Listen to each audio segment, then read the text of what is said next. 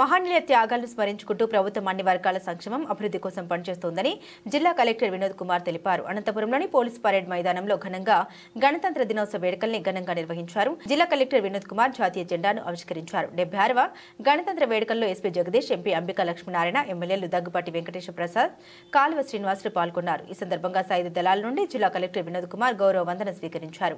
అనంతరం గణతంత్ర గొప్పతనాన్ని ఉద్దేశించి ప్రసంగించారు. ప్రభుత్వం చేపడుతున్న కార్యక్రమాన్ని వివరించారు. జిల్లాకు చెందిన స్వతంత్ర సమరయోధుల కుటుంబ సభ్యులకు జిల్లా కలెక్టర్, జిల్లా ఎస్పీ శాల్వాతో సత్కరించారు. ఉత్తమ సేవలు అందించిన వివిధ శాఖల సిబ్బందికి జిల్లా కలెక్టర్, జిల్లా ఎస్పీ ప్రశంసా పత్రాలు అందించారు.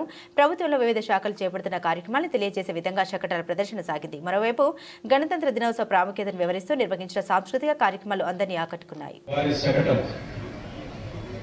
స్వర్ణాంధ్ర స్వచ్ఛ ఆంధ్ర అనేటువంటి నినాదంతో ఆరోగ్య సంరక్షణ సేవలు ప్రధానమైనటువంటి ధ్యేయాలుగా తెలియజేస్తూ శకటం ముందుకు నడుస్తోంది.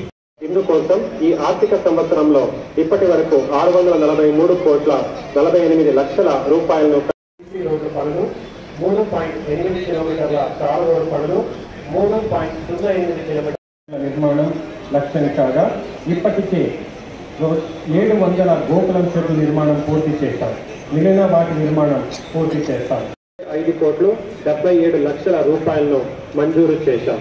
ఇందులో ఇప్పటి వరకు 60% పైగా పనులను చేపట్టాం. మిగిలినవి వేగంగా పూర్తి చేసేందుకు చర్యలు తీసుకుంటాం. ఏపీఐసి వారి ద్వారా 5 లక్షల రూపాయల ఖర్చుతో మంజూరు చేశాం.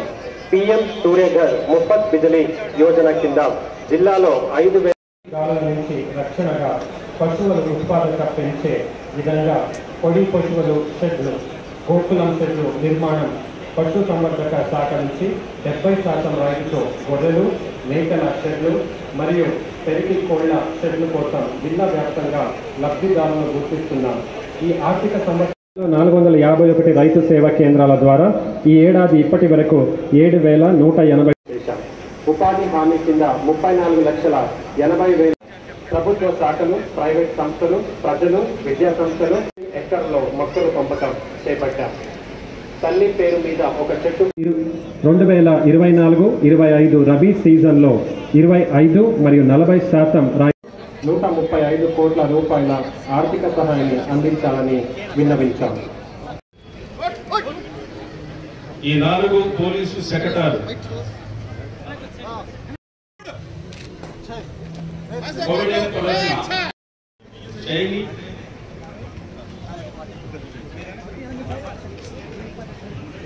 ఈ జాగిల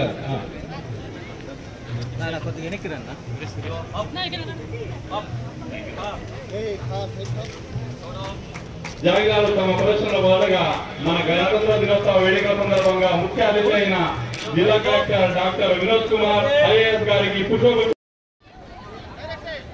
గ్రౌండ్ నందు ఎవరు కూడా అన్నెసరీగా ఉండొద్దండి. మీ కేటాయించిన సీట్లో కూర్చోండి. ఎందుకంటే ఇప్పుడు అనేక కల్చరల్ ప్రోగ్రామ్స్ ఇవన్నీ ఉన్నాయి. దయచేసి ఎవరు కూడా అన్నెసెసరీగా ఈ యొక్క గ్రౌండ్ లో తిరగొద్దు. ఓన్లీ పార్టిసిపెంట్స్ మాత్రమే ఉండాలి. దయచేసి ఇది గమనించగలరు.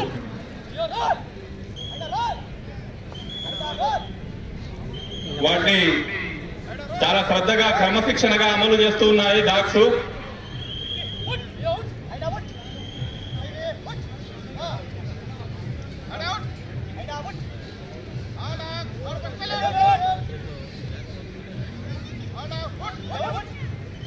తదుపరి ప్రదర్శన రెఫ్యూజల్ ఆఫ్ ఫుడ్ రెడీ ఉండాలి.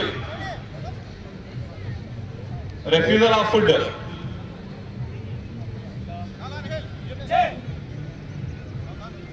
ఎవరైనా అనుమానితులు మన పోలీస్ జాగిలాలకు విష ప్రయోగం చేయడానికి అవకాశం ఉంది కాబట్టి అటువంటి ఆహారాన్ని తీసుకోవద్దని వాటి యొక్క హ్యాండర్ వాటికి ఆర్డర్ ఇస్తారు. ఆర్డర్ను తప్పగా పాటిస్తుంది. మీరంతా చూడాలి.